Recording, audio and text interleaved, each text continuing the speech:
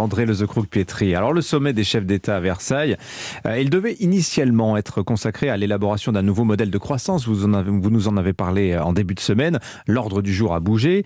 La question maintenant c'est, et si c'était l'Europe sur laquelle il fallait innover ? Écoutez, oui, une fois encore, le court terme va dominer. On va parler énergie et défense. On va célébrer l'Europe. Vincent l'a évoqué à l'instant, mais sans que nous ayons vraiment fait évoluer notre manière de décider depuis des décennies. Oui, on a rajouté des compétences à l'UE, mais si finalement c'était l'Europe et plus généralement la démocratie qu'il fallait très largement dépoussiérer et sur lequel nous devons innover. Alors à quoi vous pensez, André ? Et je vois 5 éléments pour faire entrer l'Europe et l'action publique dans le 21e siècle. La première, c'est notre incapacité à anticiper. Alors oui, on va entendre avec force moulinée, trémolo dans la voix, à quel point l'Europe a réagi fort et de manière unie. Et c'est vrai. Mais il est quand même assez incroyable de voir combien nous avons été surpris et incapables d'anticiper l'invasion de l'Ukraine, comme nous avions été totalement pris de court par le virus il y a 2 ans. Donc élaborer des scénarios possibles doit être au cœur de l'action de l'UE, encore aujourd'hui beaucoup trop réactive. Et quand on est dans la réaction, ça coûte très cher, on le voit avec le gaz russe. Le deuxième élément, c'est notre capacité d'avoir de l'impact sur le réel. Aujourd'hui, cela ne se mesure qu'aux milliards qu'un homme ou une femme politique annonce. Plus de milliards est censé représenter une action plus décisive. On parle déjà d'un deuxième plan de relance. Or, qui a véritablement mesuré l'impact des 750 milliards, oui, je dis bien 750 milliards d'euros que nous avons déversés depuis 18 mois.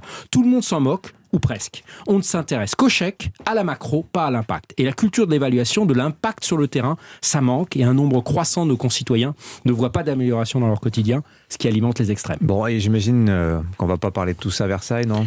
Non, l'ordre du jour était de décider d'un nouveau modèle de croissance, mais est-ce qu'on a aussi compris qu'on est entré dans un monde où le vertical est à la fois contesté et surtout de moins en moins en prise avec la société ? Oui, il faut de la vision, mais aussi beaucoup de participation, de transversal, de croiser les perspectives. On doit apprendre de l'espoir déçu de la Convention citoyenne pour réinventer une démocratie qui garde son avantage sur les régimes autoritaires. On est en plein dedans. Si on veut une véritable politique européenne, il faut plus de démocratie directe et fortement renforcer le rôle des parlements, y compris le Parlement européen. Et le quatrième point, c'est lié au précédent. Il faut une Europe qui ne soit pas juste engluée dans ses différences, mais qui tire pleinement de sa diversité.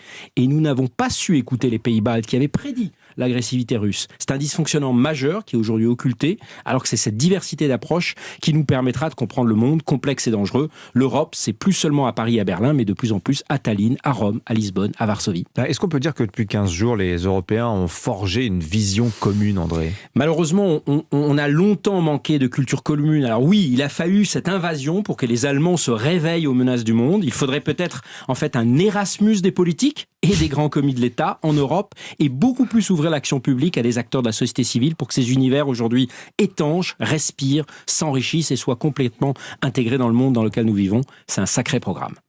Alors, déjà que les politiques, on voulait les envoyer dans les entreprises, maintenant vous voulez les envoyer à la frontière entre la Pologne et la Biélorussie. Pourquoi pas, après tout ? Les voyages forment la jeunesse. Oui, et ils passent de toute façon leur temps en ce moment à la frontière avec l'Ukraine, donc c'est déjà un premier pas. Merci André.